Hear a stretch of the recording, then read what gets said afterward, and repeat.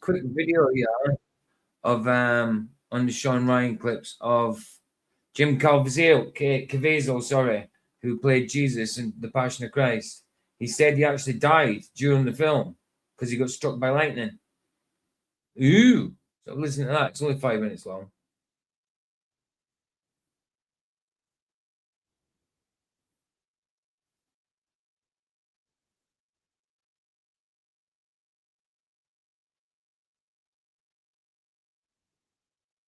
But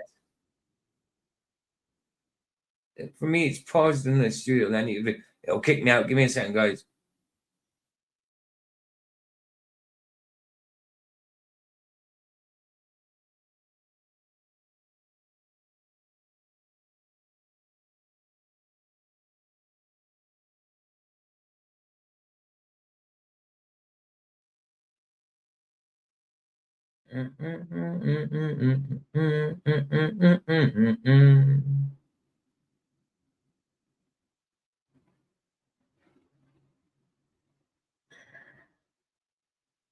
I know what happens because I had it up twice. One was moving, one wasn't.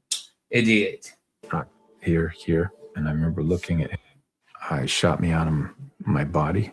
I saw the back side, not here, and I remember looking at him, and all of a sudden I saw his hand blow up. And he also says, I didn't come to bring peace into this world. I came like a sword to divide.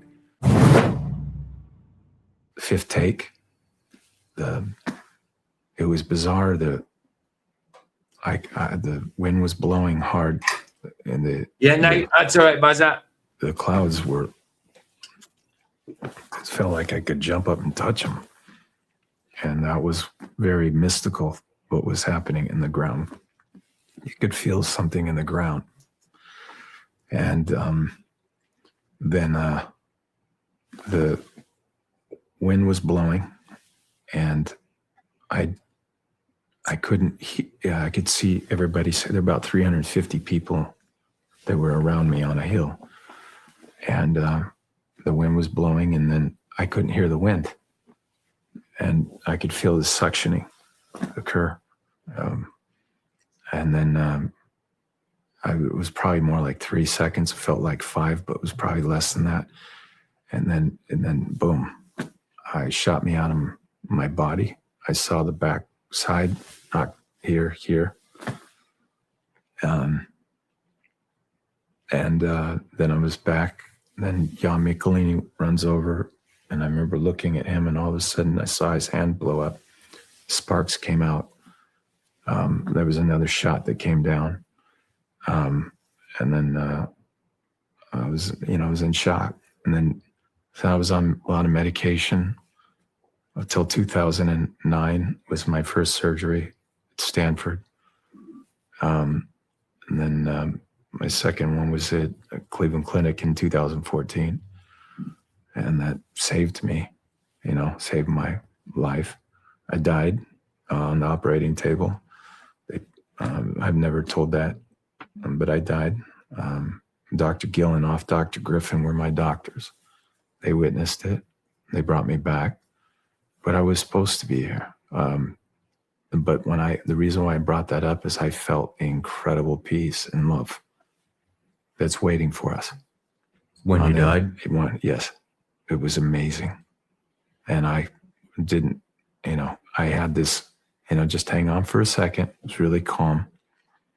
And then I saw the whole thing. It didn't hurt. The moment it was like taking an egg, cracking it, and then it just came out, and I was dead. I didn't have to breathe anymore. And I was looking at everybody running the room, and they were panicking, and they were doing to me like he's telling the truth. He doesn't like he's lying. It certainly could be an experience he had. It's encouraging. It's really encouraging and stuff, but they were really scared. Wow, you remember this? No, I saw it. I watched the whole thing, and I watched everything. And then I saw them put the flaps on, and then when I came back, that's when it hurt. But the horn, I heard the horn. When he came back. When he came back, that's when it hurt. Makes sense. Go off, It's 2 years old, this clip, by the way. Didn't hurt my ears, but it was like when I first met God, you know, when he asked me to become an actor, I felt this great peace and love. The reason why I'm talking about it right now is because I believe him. It's real encouraging, that is. Fairly encouraging. many people don't have the peace. They don't have the love. And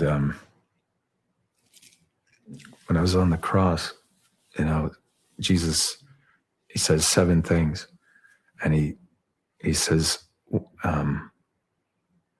woman, behold your son.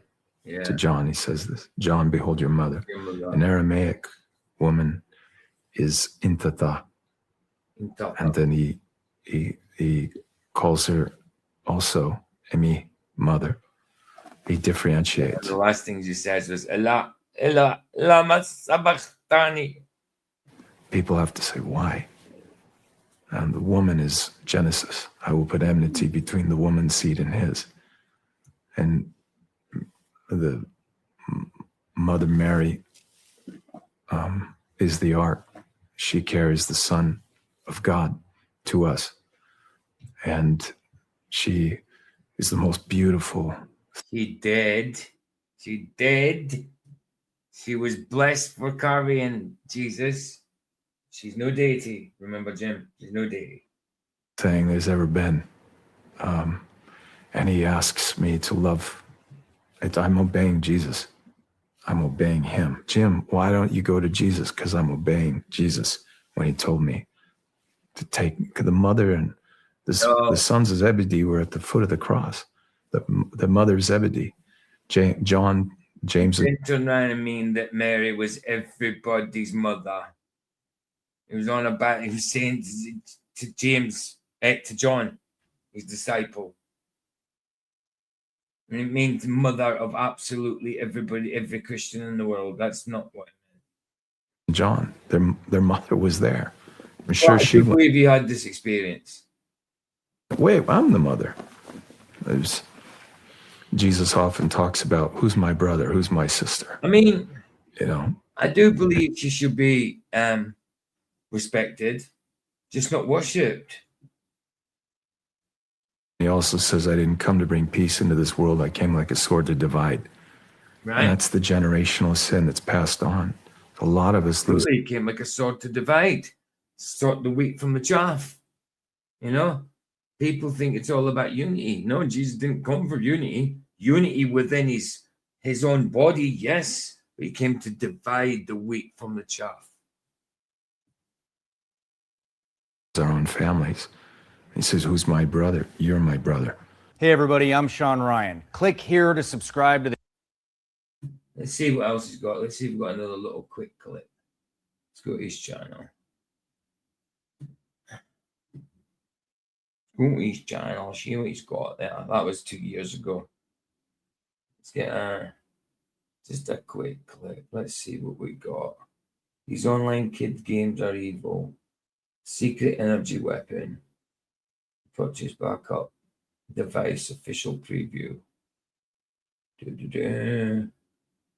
Cybersecurity experts, AI one, Jamie Slate, dark history of ancient Rome, the dark history of Christianity in ancient Rome. Yeah, let's have a look at that. Yo, dude.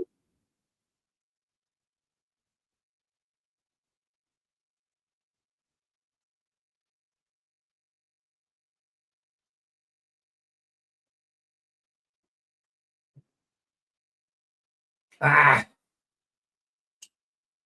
numpty. Sorry about that.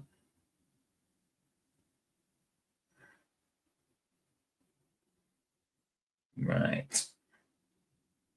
Look at this one.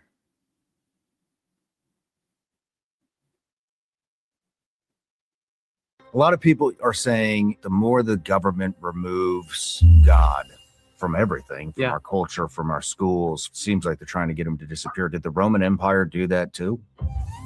Well, I got a hot question here for you. The Roman Empire existed during the time of Jesus and early Christianity.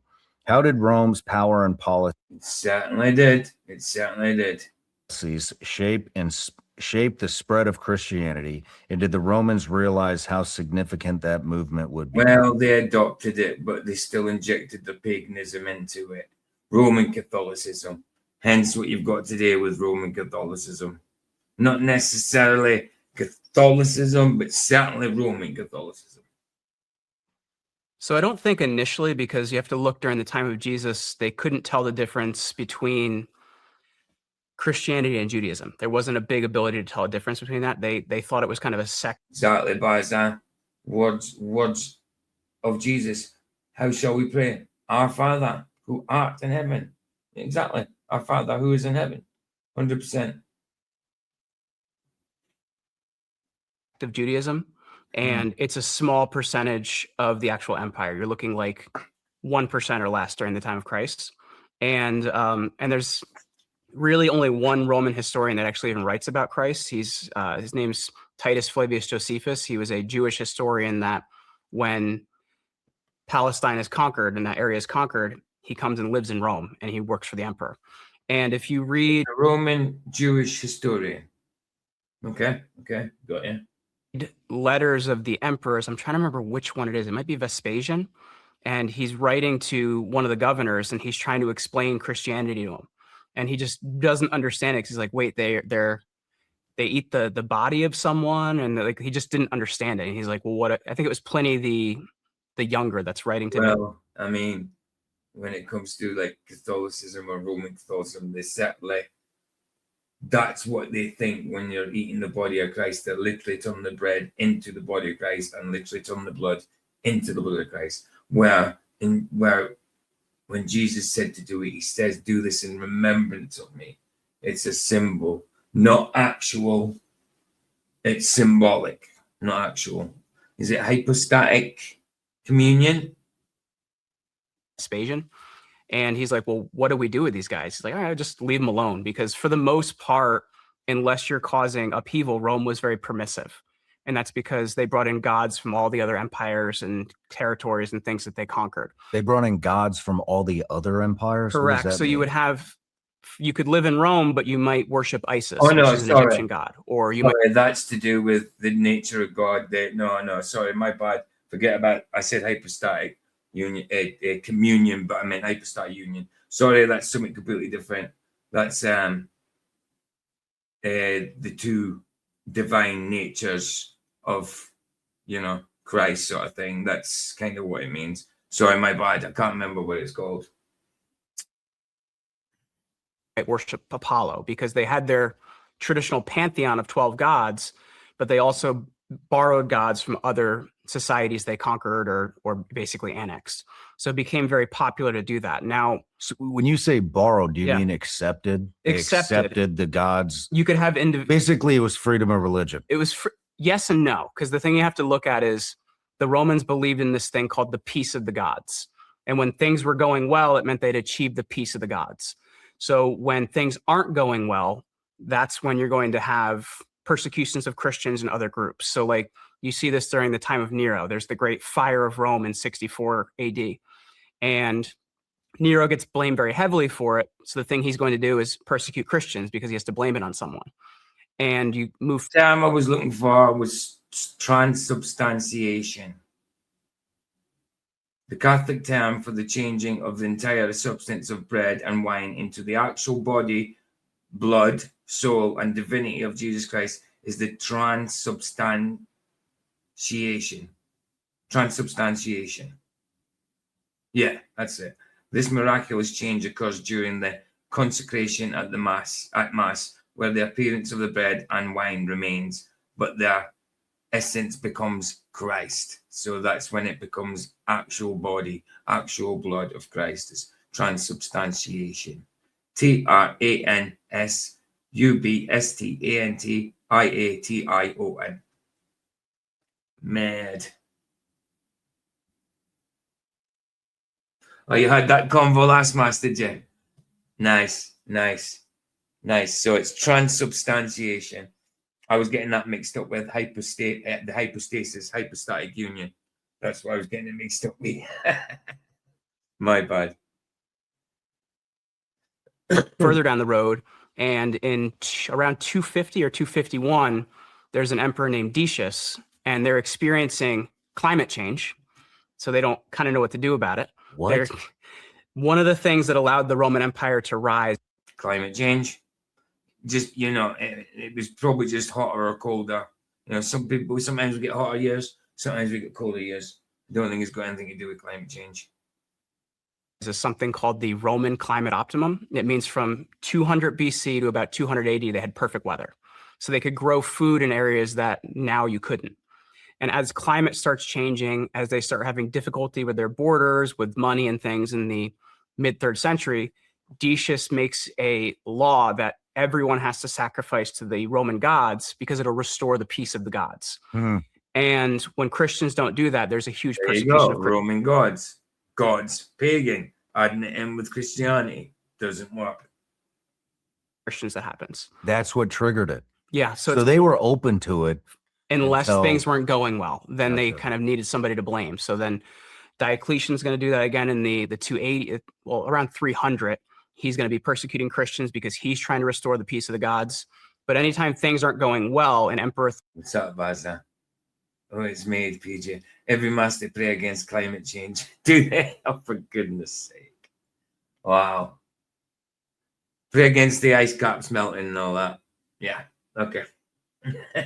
Pray against the sea rising. Pray for world peace. thought he needed to restore the peace of the gods, which meant people needed to be on the same page with Roman religion. Wow. Because Romans couldn't see a difference between political life and religious life. To them, it was the same thing. Interesting. Ah, Do you think the Roman Empire unintentionally political and religious life was the same. Well, that happens nowadays too, 100%. wildly spread Christianity by suppressing it? I don't think that's really the case. There's a battle in 311 called Milvian Bridge. And what ends up happening in that time period is you're kind of getting out of the time period where people are declaring themselves emperors. They have an army behind them. They're fighting each other. But you have the end of this. You have Constantine, who wants to be the emperor of the full empire in the east. And then you have this guy named Maxentius in the west. But Constantine wants to rule the whole thing. So he has No, this man, Constantine with a demon slayer. DC. Joking. vision, and he sees a giant cross in the sky. Well, actually, it's the chi and the rho, which is the Greek symbols for Christ. And he hears the words, "Under this sign you will conquer." And he wins that battle. So then he has this idea, well, the Christian God is now supporting me. So then in 313 AD, The he's Christian going to take God is supporting you while being a pagan. No, don't think so. Christianity. And though Romans hadn't went after Christians unless times were bad, Christianity was technically illegal. In 313, the Edict of Milan makes Christianity legal. And he will start to move it from being more of a pagan empire to a Christian empire. And it's going to be fully a Christian empire. Yeah, well, but it doesn't end up being a fully Christian empire, does it? It stays pagan. The Roman Catholicism, it's still pagan. 380 under Theodosius when he names it It's the official just undercover, but hidden in plain sight. Pagan. religion of Rome, and they get rid of their pagan gods. But they A lot of didn't. people are saying, and I They tend to didn't. They just hid him in symbology and iconography and stuff like that. Idolatry. Idols. They hid it in that. believe it that the more the government removes God from everything, from Yeah. our culture, from our schools, from discussions, from government, from everything. Yeah. You know, he's it seems like they're trying to get him to disappear. Did the Roman Empire do that too? 'Cause now you have all this other shit Not that's popping, all really. these perversions, perverted shit that's happening. So that What's up, Baza? Yeah, after Mass, I told the missus I didn't like the climate change bit. I said God made the earth perfect in every way to sustain us. She said, but the man isn't perfect. I said, yeah, man isn't God. Exactly. He knew and wasn't perfect when he made him on the earth. Absolutely. Absolutely, bro. 100%. 100%. Like, exactly right. Like, God had to actively flood the earth for it to be destroyed. You know what I mean? Naturally, it wouldn't destroy itself. God made it in a way, it's a dynamic system. It would replenish, replenish, replenish. He made an environment that does that, a dynamic environment that everything that works for each other, that it does that. Like the plants work for our breathing works for the plants, all that kind of stuff. Photosynthesis from the sun to the plant. He made everything to work for each other, dynamic system when it replenishes itself. They say, well, fossil fuels run out of fuel. How? God made it to replenish itself. It could never run out. It could never run out. God made this place to replenish itself. It doesn't run out. He made it in the first place to last forever until the fall of man.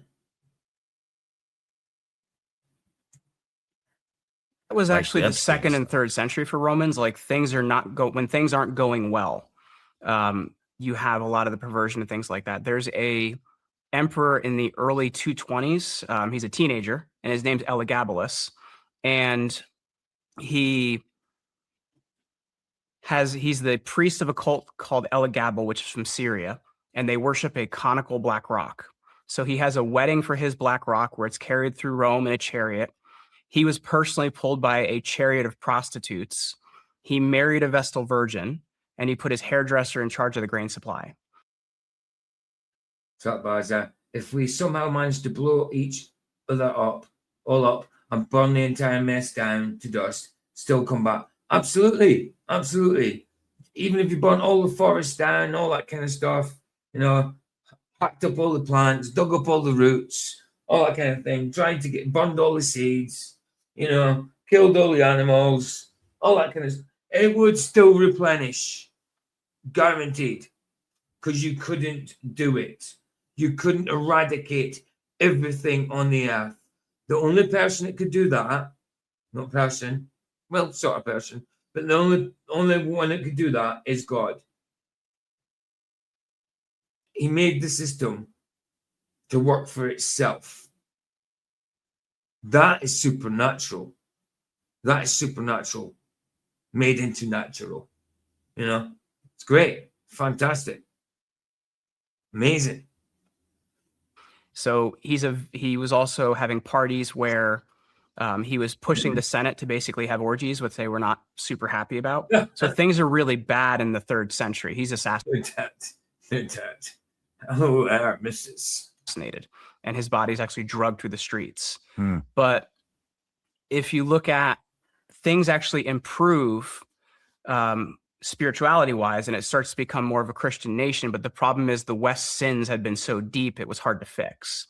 And if you look at Constantine, though he brings Christianity to a higher standing, the thing that's really important about him, which doesn't get talked about a ton. He brought religiosity to Christianity.